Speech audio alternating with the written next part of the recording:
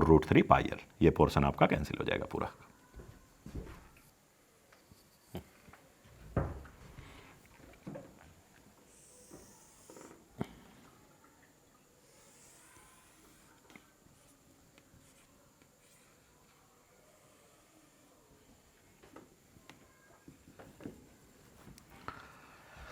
अब अगर एक इनफाइनाइट वायर को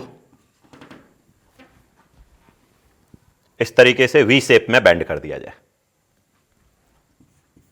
करंट आई, ये पार्ट भी इंफिनिटी की ओर जा रहा है और ये पार्ट भी इंफिनिटी की ओर जा रहा है, तो एक तो सिंपल पूछ सकता है what is the point at this point, vertex पे क्या है। तो वर्टेक्स पे पूछा तो ये पार्ट भी इसी पोर्शन से पास किया, तो इस पार्ट का यहां पे मैग्नेटिक फील्ड 0। तो कभी भी करंट कैरिंग वायर किसी पॉइंट से पास किया तो उस पॉइंट पे मैग्नेटिक फील्ड 0। तो इस पार्ट का मैग्नेटिक फील्ड इस पॉइंट पे 0 और इस पार्ट का भी मैग्नेटिक फील्ड इस पॉइंट पे 0। तो अगर वर्टेक्स पे पूछा तो फिर तो डायरेक्टली आंसर 0। बट अगर एक पॉइंट इसके बाइसेक्टर पे है, तो suppose the point P is at a distance L from O on the bisector, और ये एंगल अपने को गिवन है theta theta. So what is magnetic field at the point O and what is magnetic field at the point P। तो O का answer तो directly clear हो गया कि magnetic field at the point O is 0 as both the wire is passing through the point O।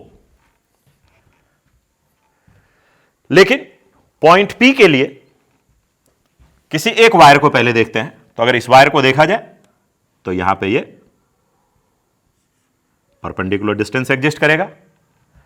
So this wire is longer than semi infinite. एक side तो ये infinity की ओर गया और एक और दूसरे साइड भी जा रहा है। सो दिस वायर इज, तो यहां तक देखेंगे तो सेमी इनफाइनाइट, ये सेमी इनफाइनाइट से भी लॉन्गर है। तो पीछे जो हम लोगों ने एग्जाम्पल देखा है, किसी एक वायर को देखो तो वही एग्जाम्पल है। तो ये हो गए परपेंडिकुलर डिस्टेंस d, ये हो गए थीटा। तो d का वैल्यू इजिली हम लोग फाइंड कर सकते हैं इस राइट एंगल ट्रायंगल में। d is equal to L sine theta, d is equal to L sine theta. और θ1 θ2 जो हो जाएगा, तो इस इंफिनिटी को अगर इसके साथ ज्वाइन करने वाले हैं तो ये एंगल हो जाएगा 90 डिग्री, और ये जो एंगल हो गया वो 90 माइनस थीटा। तो दैट मीन्स कि θ1 is 90 and θ2 is 90 minus theta. तो d फाइंड कर चुके हैं, θ1 फाइंड कर चुके हैं, θ2 फाइंड कर चुके हैं। तो एक वायर का मैग्नेटिक फील्ड इससे आ जाएगा। सेम वैल्यू दूसरे वायर के लिए भी उसी तरीके से, परपेंडिकुलर डिस्टेंस सेम ही बनेगा d, उसमें भी θ1 θ2 सेम ही होने। ये हो गया θ1 θ2 और ये हो गया θ1। तो अब हमें यह देखना है कि दोनों वायर का जो मैग्नेटिक फील्ड है उसका डायरेक्शन सेम है या अपोजिट। अगर दोनों का मैग्नेटिक फील्ड का डायरेक्शन अपोजिट हो जाएगा तब तो आंसर 0 हो जाएगा। लेकिन अगर दोनों का डायरेक्शन सेम है तो एक वायर का जो मैग्नेटिक फील्ड है उसी को डबल करना है। तो पहले डायरेक्शन को चेक करने के लिए, क्योंकि कैलकुलेशन करने का क्या फायदा, अगर डायरेक्शन अपोजिट हो गया फिर तो डायरेक्टली 0 आंसर कर सकते हैं। तो चेक करते हैं। तो डायरेक्शन को पता करने के लिए राइट हैंड रूल, तो थंब को करंट के अलोंग रखेंगे और फिंगर्स का जो कर्ल है इसको जो रोटेट करेंगे, this will give the direction of magnetic field. तो ये जो वायर 1 है, इस वायर का नाम 1 रख देते हैं, इसका 2। तो इसका जो मैग्नेटिक फील्ड पॉइंट P पे जाएगा, तो थंब को करंट के अलोंग रखिए, आवाज हुआ, फिंगर अंदर की ओर जाने का टेंडेंसी है, इसका मतलब यहां मैग्नेटिक फील्ड इनवर्ड हुए। और अगर थंब को अब इस वायर के अलोंग रखते हैं और पॉइंट P पे चेक किया जाए, यहां पे भी आवाज हुआ, इसका मतलब फिंगर को अंदर जाने का टेंडेंसी है, इसका मतलब इस वायर का भी मैग्नेटिक फील्ड इनवर्ड है। इसका मतलब B1 का भी डायरेक्शन इनवर्ड है और B2 का भी डायरेक्शन इनवर्ड है। So net magnetic field at the point P is inward. तो magnetic field at the point P is B1 plus B2, और B1 B2 दोनों इक्वली है, तो directly we can say 2 times B1 और 2 times B2। और B1 का क्या formula हो गया, mu naught by 4 pi I by D, और θ1 θ2 परपेंडिकुलर के अपोजिट साइड में जा रहा है दोनों एंगल, इसलिए प्लस साइन θ1 प्लस साइन θ2। तो θ1 हमें 90 पुट करना है और θ2 90 माइनस θ पुट करना है, और d का वैल्यू L साइन θ। तो आंसर जो हो जाएगा mu naught by 2 pi I by D L sine θ, and it is sine 90 1 plus sine 90 minus θ, that is cos θ। अब इसको भी थोड़ा ट्रिगोनोमेट्रिक रिजल्ट से सिंप्लीफाई कर सकते हैं। एज वी नो,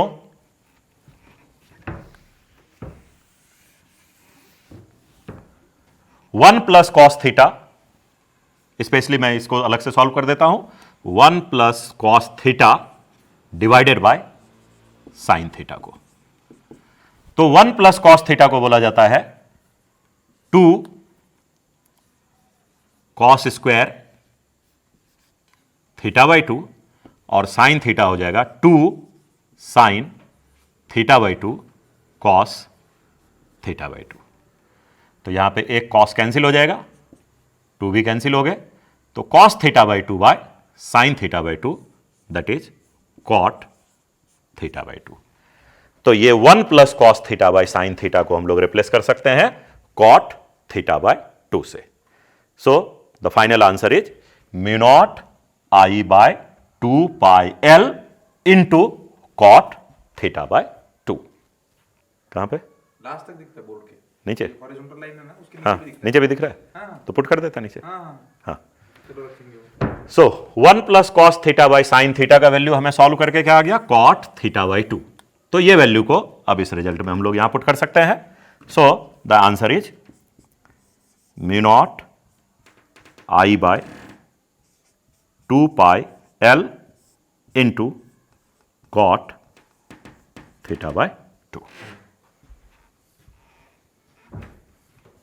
एक में क्या कर देना, थीटा एक सिंगल एक लाइन मार के थीटा थीटा कर देना है ना, ये वाला ना। हाँ। तो अब एक एग्जांपल हम लोग लेते हैं जिसमें मैग्नेटिक फील्ड हमें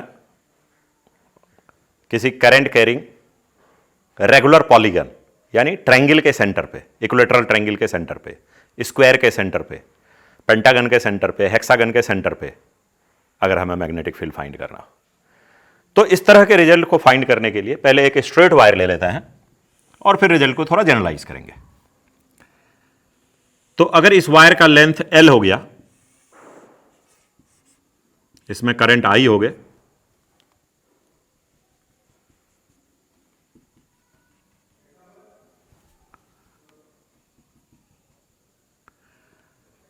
तो ये जो पॉइंट है ये दोनों इंड के साथ इक्वल एंगल बना रहा है, थीटा और थीटा। तो current I, this angle theta theta, length L। So what is the magnetic field at the point पे? सिंपल ऐसे क्वेश्चन भी हो सकता है, इसको एक एग्जांपल ट्रीट करते हैं कि current I, length L, point P, दोनों इंड के साथ परपेंडिकुलर से इक्वल एंगल बना रहा है थीटा। तो सबसे पहले हमें इसमें D फाइंड करना पड़ेगा, परपेंडिकुलर डिस्टेंस D। तो ये राइट एंगल ट्रायंगल में tan थीटा, तो tan theta is L by 2, this side length, ये पूरा L है तो यह पोर्शन L बाई 2, तो L by 2 by D is tan theta. तो हमें D को हटाना है क्योंकि यहां पे गिवन जो है वो L है, हम लोग ये मान के चल रहे हैं कि L गिवन है, D is not given. So D is equal to L by 2 tan theta. तो magnetic field at the point P is mu naught by 4 pi I by D and sine theta 1 plus sine theta 2। तो theta 1 theta 2 दोनों theta हो जाएगा और D का value L by 2 tan theta. So it is mu naught by 4 pi I by D, D के place पे L by 2 tan theta, 2 tan theta ऊपर आ गए,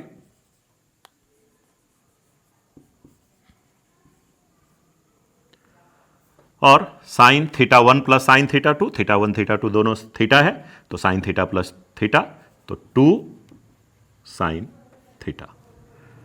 so this result is 2 into 2, 4 cancel हो गए, तो mu naught I by pi L, mu naught I by pi L into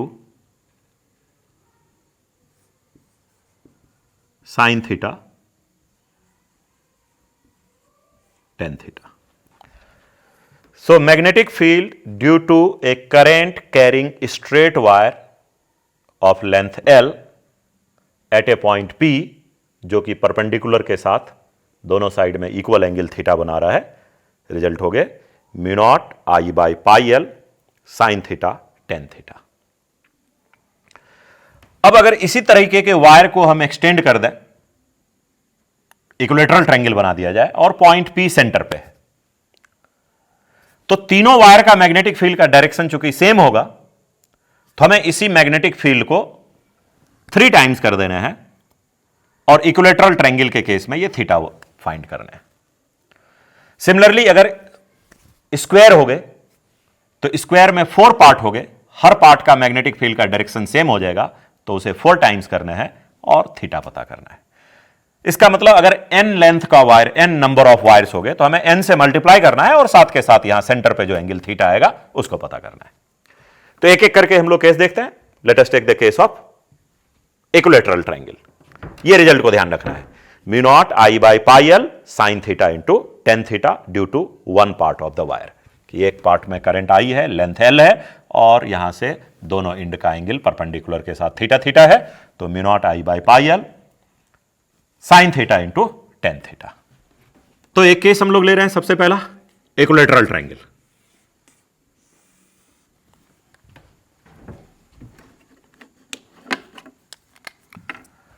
तो equilateral triangle में करंट आई हो गए और साइड लेंथ एल है, तीनों साइड का length L, and we have to find the magnetic field at the center O। तो अगर किसी एक वायर पे परपेंडिकुलर ड्रॉ किया जाए, तो पीछे जो केस हम लोगों ने देखा एग्जैक्टली वही केस बन रहे हैं कि ये दोनों एंगल इक्वल हो जाएगा। तो इस एंगल को हम लोग थीटा बोल रहे हैं, इस एंगल को भी थीटा बोल रहे हैं। तो इस केस में थीटा का वैल्यू क्या हो गया, तो as it is equilateral triangle 60 degree, this angle 60 degree, this angle 60 degree, तो ये आपको 30 हो गए, तो इसका मतलब ये एंगल थीटा का वैल्यू भी 60 डिग्री हो जाएगा।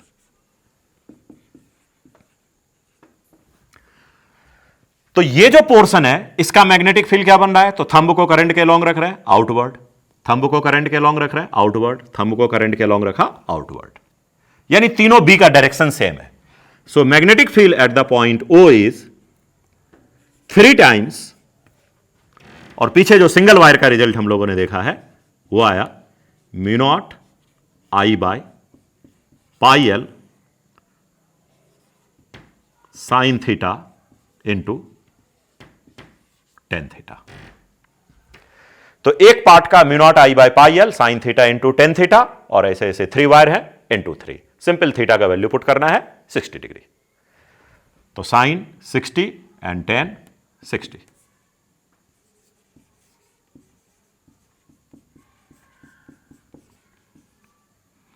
तो साइन 60 √3/2, tan 60 √3।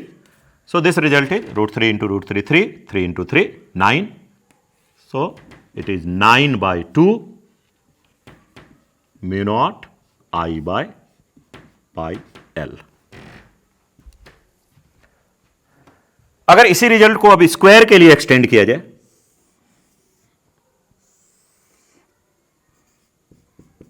तो we have a square, current I, side length L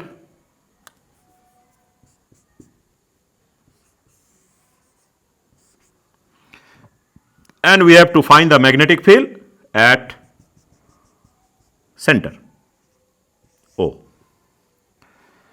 तो सबसे पहले यहां परपेंडिकुलर ड्रॉ करेंगे और परपेंडिकुलर के साथ ये जो एंगल बना, तो किसी एक पार्ट ऑफ द वायर को देखा जाए तो यहां पे करंट I है, लेंथ L है और जो थीटा है, इस दोनों एंगल को हम लोगों ने थीटा रिप्रेजेंट किया है, तो यहां पे थीटा का वैल्यू क्या हो जाएगा, तो ये एंगल 90, ये 45, so theta is 45 degree.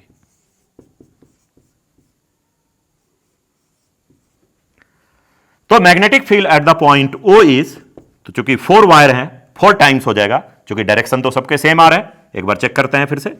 Thumb को रखा करंट के along, magnetic field outward, thumb को रखा करंट के along, magnetic field outward, thumb को रखा करंट के along, magnetic field outward, thumb को रखा करंट के अलोंग, मैग्नेटिक फील्ड आउटवर्ड। या सिंपल करंट जैसे सर्कुलर वायर में चेक करते हैं उस तरीके से भी आप देख सकते हो। तो अगर करंट को कर्ल किया जाए तो करंट एंटी क्लॉकवाइज है, तो in between magnetic field outward है। तो हर पार्ट का मैग्नेटिक फील्ड का डायरेक्शन सेम है, सो इट इज 4 टाइम्स। क्योंकि 4 पार्ट है तो 4 टाइम्स, बेसिक रिजल्ट यही रह जाएगा, mu naught I by pi side length L, जैसे यहां पे साइड लेंथ L थे, यहां पे भी साइड लेंथ L, और साइन थीटा टेन थीटा, तो यहां पे थीटा का वैल्यू हो गया 45, तो sine 45 1/√2 and tan 45 it is 1। तो इसी रिजल्ट को यूज करेंगे, लेकिन 4 times mu naught I by pi L। एक बार मैं यहां पे इंक्लूड कर देता हूं फॉर्मूले को, साइन थीटा टेन थीटा, और थीटा का वैल्यू 45।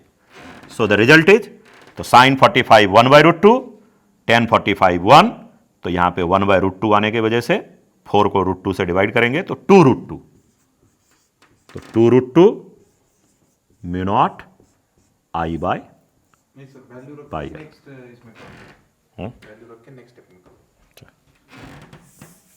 अभी वैल्यू रखेंगे तो यहां पे 4 पार्ट है, तो इसलिए 4 times mu naught I by pi L, formula वही है, sine theta plus sine theta into tan theta. तो किसी एक पार्ट का वायर सेंटर के साथ दोनों एंड को ज्वाइन करने से इक्वल एंगल बनाया, 4 वायर है 4 टाइम्स करेंगे, और थीटा का वैल्यू यहां पे चूंकि 45 डिग्री आ रहा है, तो नाउ पुट दिस वैल्यू 45, तो it is 4 mu naught I by pi L and 45 sine 45 into 10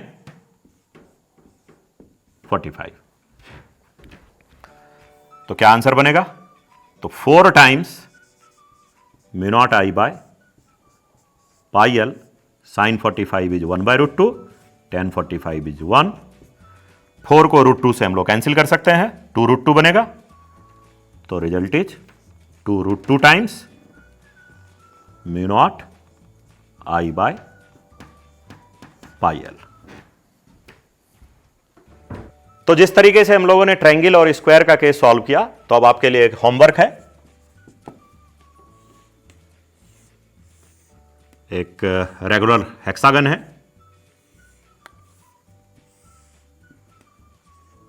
so ABCDEF is a regular hexagon,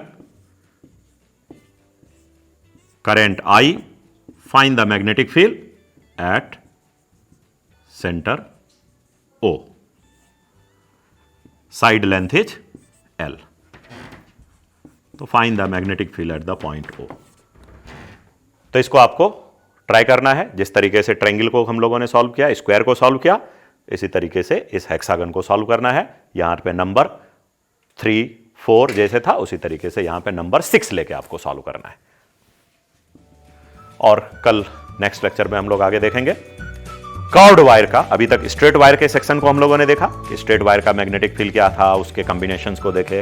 अब कर्व्ड वायर के केस को पहले हम लोग रिजल्ट देखेंगे और फिर स्ट्रेट कर्व के मिक्सिंग टाइप के जो प्रॉब्लम्स हैं उसको यूज करके मैग्नेटिक फील्ड के कैलकुलेशन को देखेंगे। ऑलमोस्ट आप देखोगे तो नीट के एग्जाम में हो, नीट का एग्जाम हो, जेई का एग्जाम हो, हर एग्जाम में ये बॉयट-सेवर्ट्स लॉ के एप्लीकेशन पे जनरली एक क्वेश्चंस आते ही आते हैं कि find the magnetic field eight a particular point.